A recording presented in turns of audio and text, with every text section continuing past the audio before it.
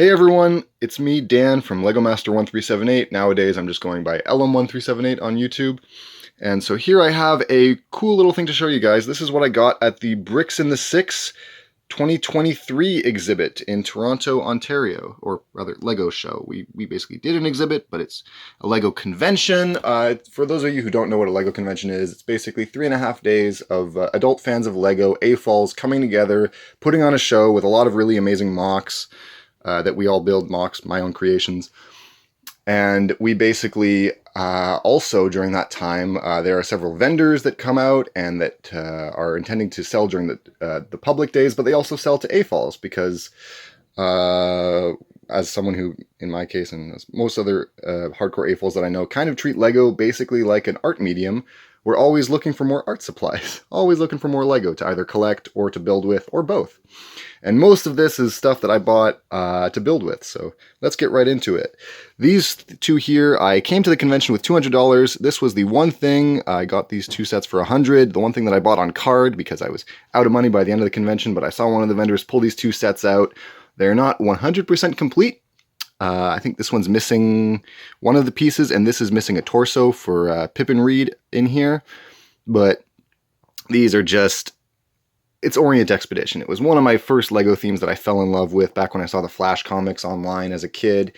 And it's basically Lego's own version of Indiana Jones. I love the art design. I love the prints. I love the art from these, like that's on these manuals. Of course, no original boxes. And I would probably had to pay a lot more for those. I love so many of the pieces. The design style of these prints back then. I prefer to the older adventurers themes. They finally gave the minifigures whites in their eyes, and so that's very much probably partly because I grew up seeing these. They're very, very nostalgic for me. And now I've got like this my first ever Lego elephant, this older style elephant, which on its own goes for a lot of money. So I'm glad to finally have one and have both of these sets complete.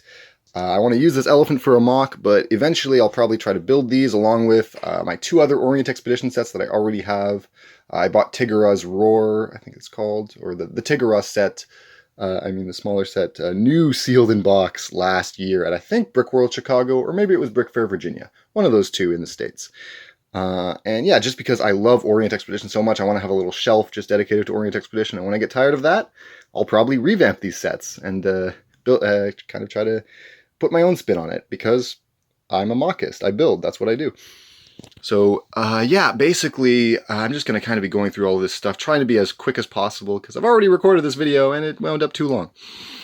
So one really, really neat thing that I got, that's lovely, a lovely thing that some of the convention organizers, Graham, Diamond, and Simon Liu, and all of the other volunteers and organizers of the convention, I can't unfortunately name everybody's name off the top of my head. There's just too many amazing people that are responsible for making this convention happen that I have to thank. But this was a really lovely token that came in our goodie bags that we got as when we registered as exhibitors. This is the Bionicle Tahu printed piece. That's the Bionicle How from the gift with purchase. And I wasn't able to spend the money to get the gift with purchase back when that was available. And I honestly don't really need the full set, but this was just included in everybody's goodie bags. There were some amazing parts that we had that were just an incredible gift from that was, I guess, included in our convention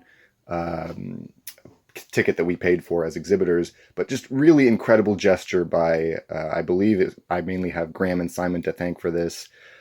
Just a really, really cool thing that makes Bricks in the Six extra special, and for me, especially as a Bionicle fan, is really, really awesome. So thank you so much to Graham and Simon for that.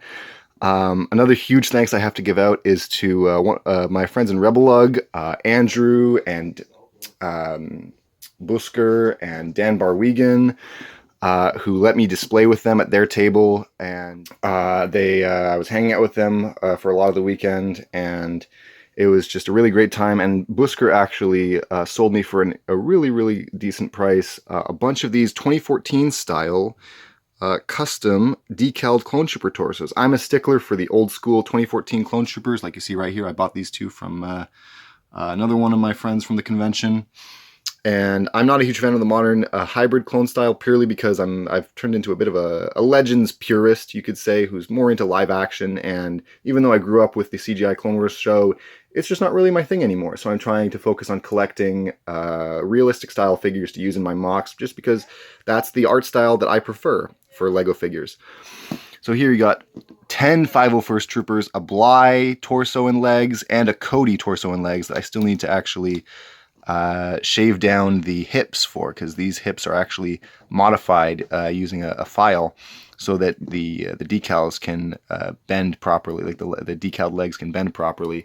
The world of custom minifigure decaling is something that I've been wanting to get into for a while. Just barely started with some figures this past year, and I still have so much to learn. So a huge thank you to Busker for selling me all of these for a really reasonable price so that I can get kickstarted with some custom 2014 realistic style clone troopers, because I have no interest in honestly paying the exorbitant prices for, well, I guess they never did make genuine 2014 style 501st Troopers, and they never made a Bly. But this is a much cheaper alternative than doing things like buying Clone Army Customs figures. Even though I love what Tyler and all the rest of the people at Clone Army Customs are doing, I'm probably just going to buy some Clone Army Customs helmets to go with these figures. Here I got some, these are just basically name tags for my mocks. I like to keep these as a kind of a memento of which mocks I exhibited at which shows. And trying to go a bit quicker through all of these, I got so many really awesome figure parts, almost all from a couple of vendors who allowed you to basically pick out and buy. Typically it was around $4 per figure, or 3 for $10 that a couple of the vendors were selling at. And I bought a couple of other figures that for like maybe $2 or $3. That was kind of my ceiling. Was I was trying to pay not more than $3 for figures, and that was really, you were able to do that at this convention, which was incredible. There were some vendors who were very generous and were just having very reasonable prices, which makes just these parts a lot more accessible for an AFOL like me, who's still making their way through university and doesn't have all the spending money for super expensive minifigure parts. I did get some minifigures, but I think the most that I paid for these was around $8 for a few of them. And then I think like these Rebel Fleet Troopers I was able to get for $3 or something. So this Attack of the Clones Anakin, I just swapped him out for fleshy head and hands instead of the yellow one. I've been really wanting an Attack of the Clones Anakin, and I was able to buy for basically $3. So then this is a customized Stormtrooper for an upcoming project, another sort of custom figure that I was able to assemble with some parts. My first ever Na'vi figure. This was from a Avatar set that we did a parts draft for. So my friend Ben Luby was running that parts draft, and basically the way this worked is that I think it was like over a dozen of these sets were bought by somebody who came to Bricks in the Six, and then you basically had to buy in for the price that they paid for the set on clearance. It was something like $33, I think, was the buy-in for this, which was because this set originally retails for, I want to say, close to $70 Canadian, which is wild. Just like the Avatar sets are expensive up here, but they're after having parts drafted this set, and I mostly got a ton of dark blue parts out of it. So a little bit of sand green, but mostly dark blue, and a few other odds and ends. That was mainly to build Star Wars Separatist mocks that I want to use those parts for. As I was looking at them, and as I was looking at the set, I was like, I almost want to buy this set for myself. So maybe if I can find a good deal on it, I'll get it, because I quite like the 2 Avatar movies. And this scene in particular it gains some additional importance with the second film that I enjoyed more than the first. But anyway, we're already at 9 minutes here, so let's speed this up. Here, this was another really awesome item that I got. This was at the charity auction, and a gift with purchase set that I just didn't have the money to buy for myself, just like the Bionicle one. I didn't have like $300 to drop or something at the time on Lego sets just to get with this gift with purchase from one of my favorite stories. This is Charles Dickens's A Christmas Carol. And this is just a really lovely scene, very nicely done. I still need to apply the stickers on this. Just a really, for me, important story that I think has a moral and a message that is just timeless. And like I said, strikes a chord with me personally, and then I think that if you haven't read A Christmas Carol, I highly recommend it. It's a very moving story. The question of what is the best at adaptation is something that I'll leave to other commentators on the internet. Anyway, so the other cool thing here, basically, this is almost the last thing that I need to show off here, is a bunch of bulk parts. Some of these came from, I got like some of these were gifts, basically. Some of them were purchased for really reasonable prices. The overall thing that I have to say about Bricks in the Six is that it's just, for me at least, an incredible time of just connecting with other AFOLs, and there's just so much joy and generosity and just love of Lego that goes on at a convention like this. And if you've never been to a Lego convention before, I really highly recommend it. So this was just parts that I was able to buy that I picked out of bulk lots, and again, some that I got from the goodie bags, and some of it was a gift for volunteering. I've got a bunch of really interesting printed parts here that I've already sorted out that I can't wait to use for stuff. Some really interesting colors, teal, more dark blue, this really lovely metallic color, some plant pieces, including plant pieces that I really like, the brand new ferns that came out recently, or maybe not so recently by the time this is coming out. Lego just, they're just not stopping with the new parts releases. This super bright yellow color that's almost like highlighter yellow. I don't know what to use that for. And this really neat, like, fancy color. It's like a kind of almost like kind of milky, translucent, kind of sparkly almost. It's a really neat color. I have no idea what I'll use it for, but it's pretty. And finally, I got some brick arms here from Brick Chick, or her new business that she's starting is nerdembroidery.com. Some really lovely Lego patches that I can't wait to order some Knights Kingdom ones when she hopefully makes those, and some other like early 2000s Lego themes. She mostly had 90s patches, which aren't really my thing, but I saw some other people who were really into it. So here I just got a very few brick arms, some Star Wars stuff. This was for a Star Wars mock, and some Canadian maple leaves that were super cool. And I don't believe these were production. I think they might have only been prototypes or like a limited run mold or something, but I have no idea what I'll use them for, but I'm Canadian, so they're cool. And then finally, this was part of a thing that I did with one of my friends, Brick Lover 18, or Brad. I've known him for years. We've come out to a lot of the same Canadian conventions together. And this was part of half the contents of a Brick Arms Gold Mystery Pack.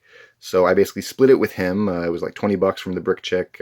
She had one left at the end of the convention that she had found tucked away somewhere. So I was waffling on it in the first couple days, and then I finally was like, okay, yeah, I forked over a 20.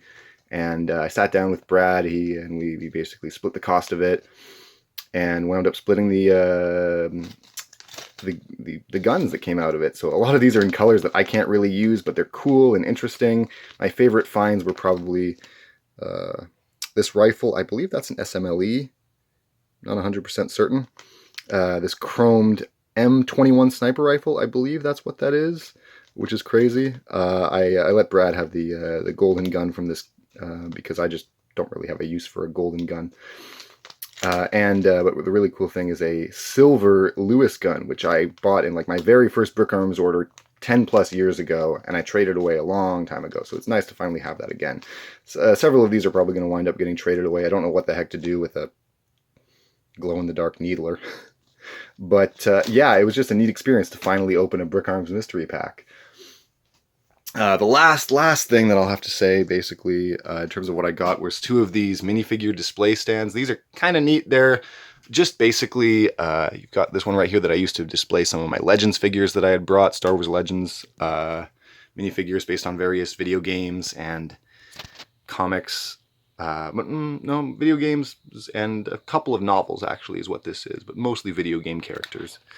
And so you can see this display stand. It's basically just one of the old style vacuum formed base plates this is actually some kind of like plasticized cardstock. You can see the card on the inside. I think I got these for like $10 each. So I'm not sure if I would have paid full retail price for them, but for this price, they're very nice. And that guy fell off. And so I'll be able to use them to finally display the minifigures that I've been working on. And that I've been putting a lot of time and effort into in between using them in mocks. And that's basically it. So that's everything that I got at Bricks in the Six, plus a lot of little stories. And again, I just really my overall feeling looking at all this stuff now, and it's been almost like a couple of weeks since the convention for me. I've had time to process things, and it's just really, really nice to be able to do a Canadian convention in Toronto again. We haven't had a Bricks in the Six since the first one. I look at my brick badge right here, way back in 2019 was when the first Bricks in the Six was. And yeah, I've been doing conventions since 2013, so it's just really awesome to be able to do it again. It was a great experience, and I really hope that we're able to do another Bricks in the Six in the future. So once again, just thank you to all the vendors, all the friends, and everybody else that so much of this came from, and I can't wait to use a lot of this in really awesome Lego creations over the coming months and hopefully years. So yeah, that's it from me. Hope you have a good day.